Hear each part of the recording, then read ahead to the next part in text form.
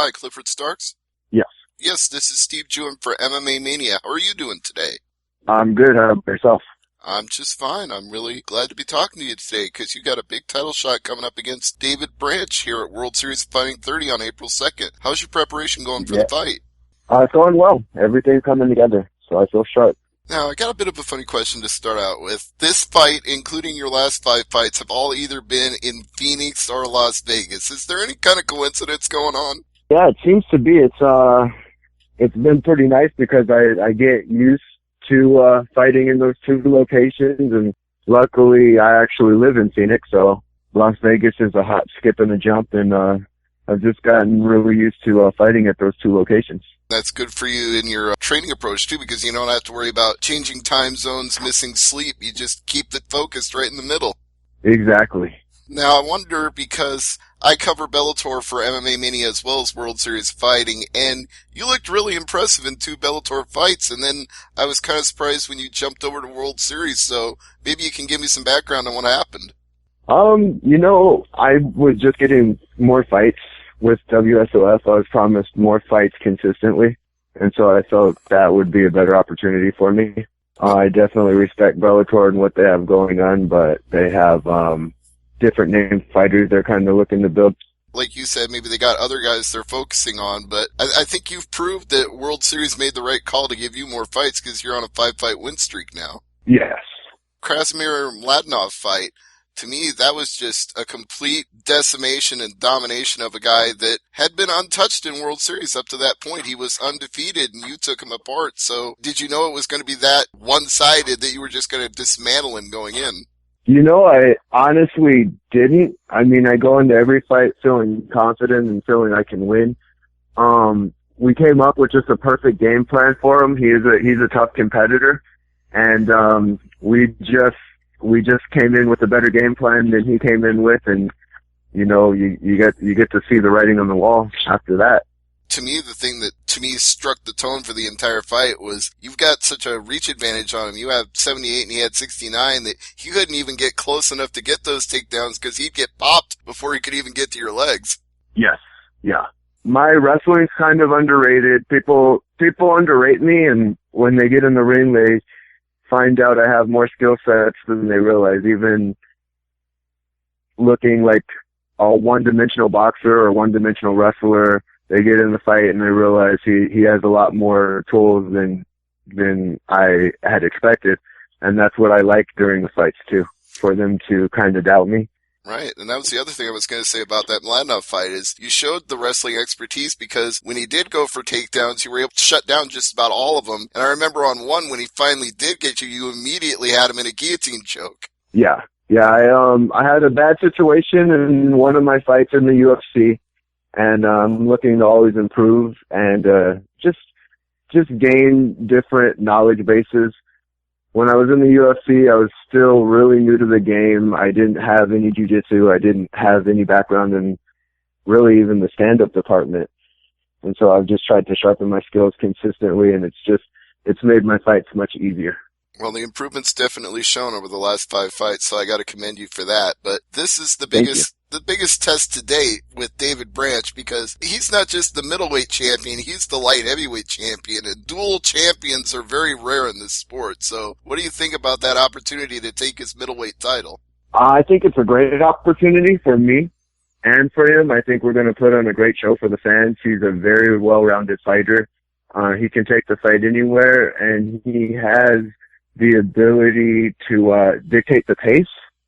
So I feel I have those same abilities as him, and it's going to be an interesting fight to see who kind of puts their will on the other. He spent most of the last year competing in and then winning the light heavyweight tournament to crown the inaugural champion. So we haven't seen him defend that middleweight title in a couple of years. Do you think that's too long for a title to be held without being defended? It's tough because he took an opportunity to, I don't want to say bigger, better things, but to enhance his name.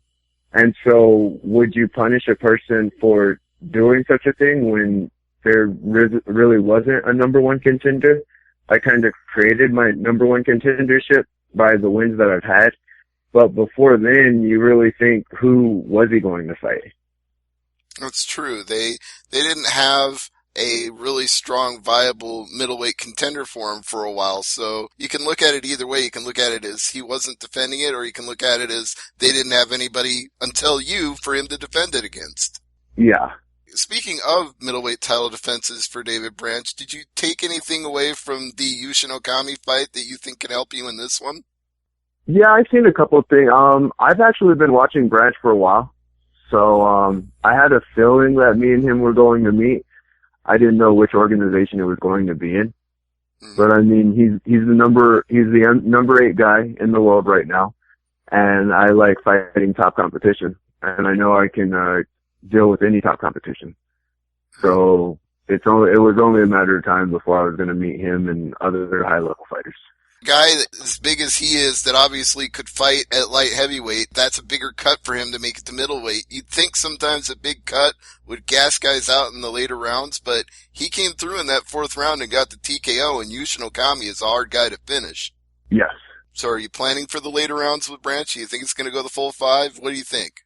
Oh, I have to plan for the later rounds. I feel if I connect with anybody correctly, they're going out.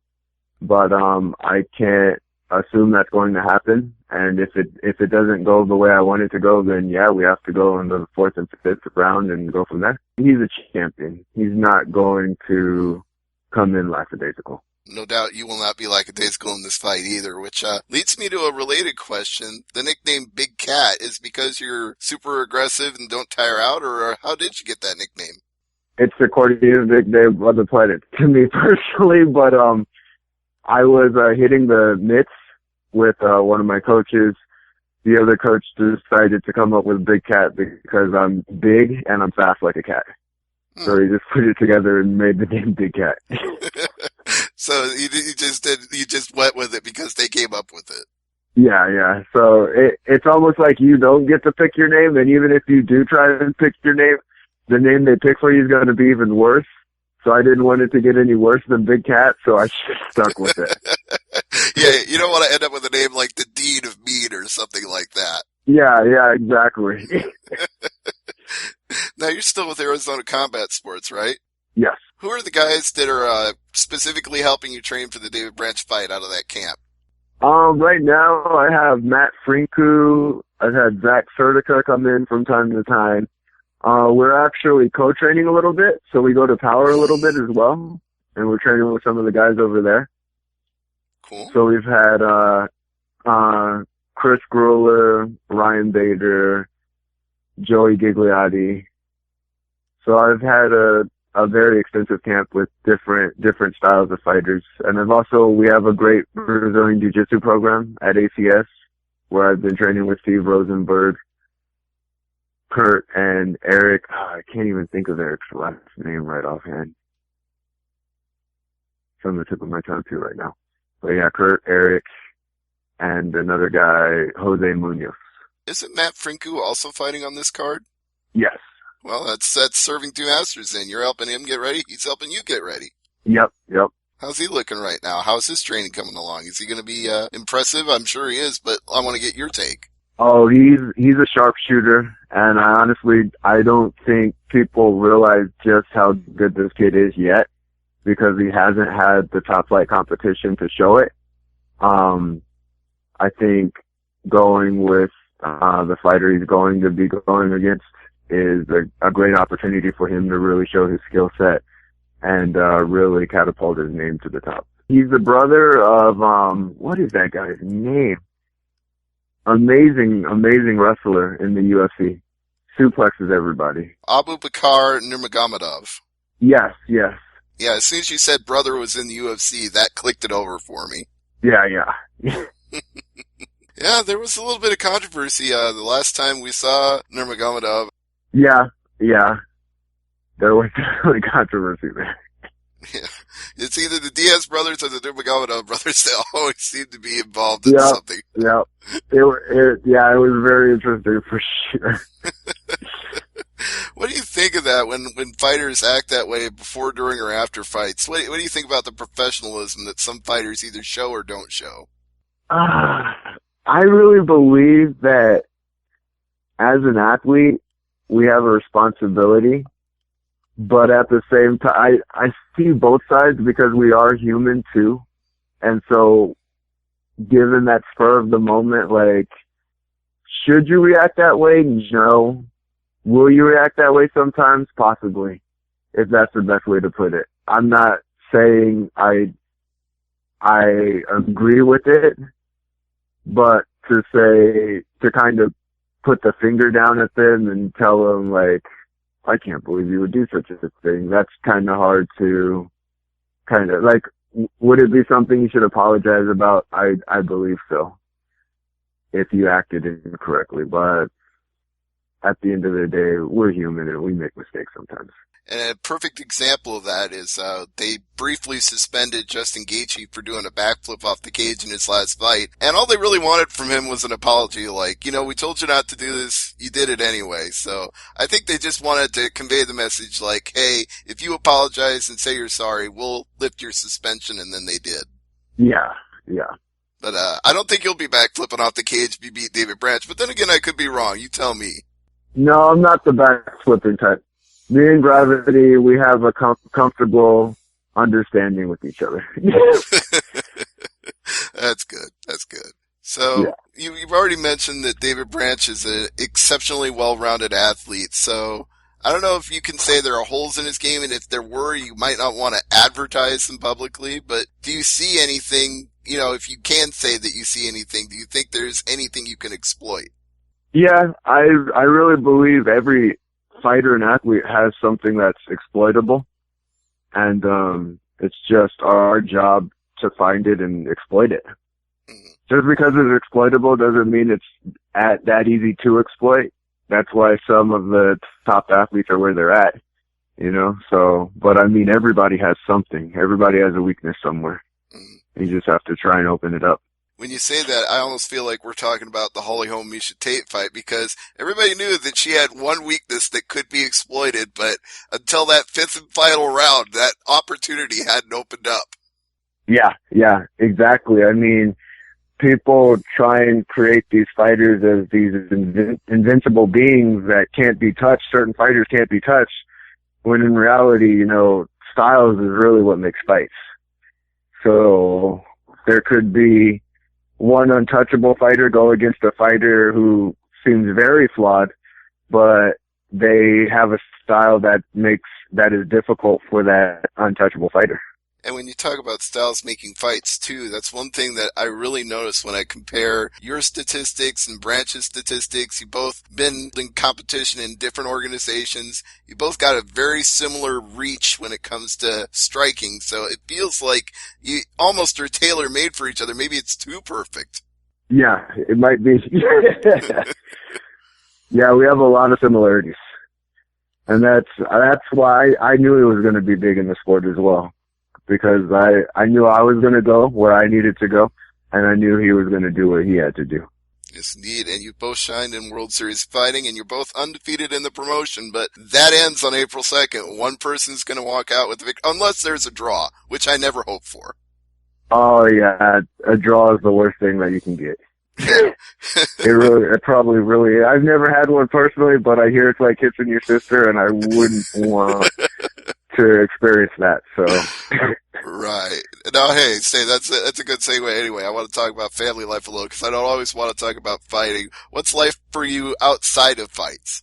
It's going well. Me and my wife are happy.